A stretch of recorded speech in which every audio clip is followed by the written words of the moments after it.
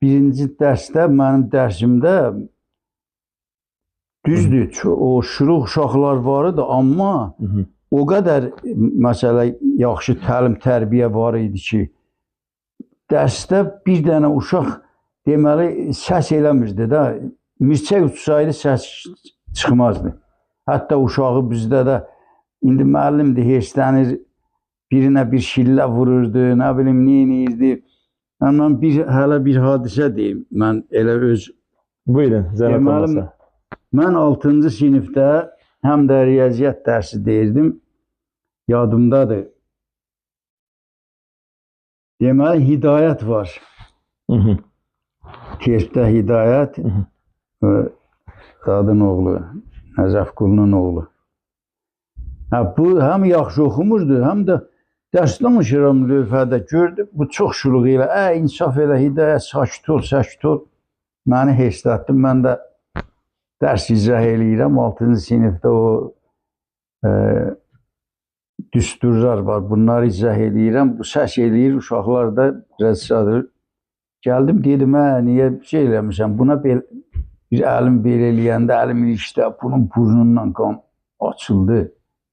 Həqiqətən elə pis oldum ki, bu qızlar durdu, sildilər, elədilər, su gətdilər, yudular.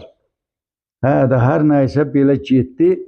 Şəhər koridorda durmuşduq, gördüm bunun anası o terpdə asfalt oradan gedirdi, o terpin məktəbin dalından. Bəli. Ora yenişə gəlir, dedim, sən bu gəlir, yəqin məndən dava eləməyə. Biz də koridorda durmuşuq, bizdən gəldi.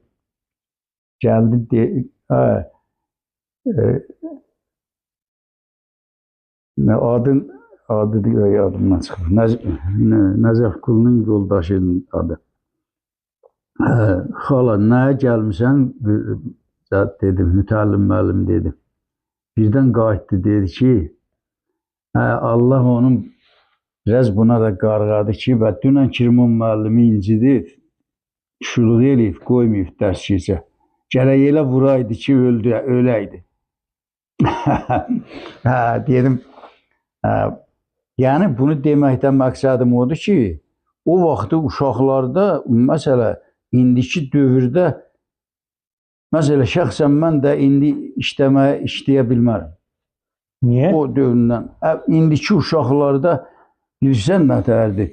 Deyirsən, bala, buradan durura, gedir evdə deyir ki, müəllim, mənə belə vurdu, müəllim üstümə qışqırdı. Burada polisə verdilər, nələr,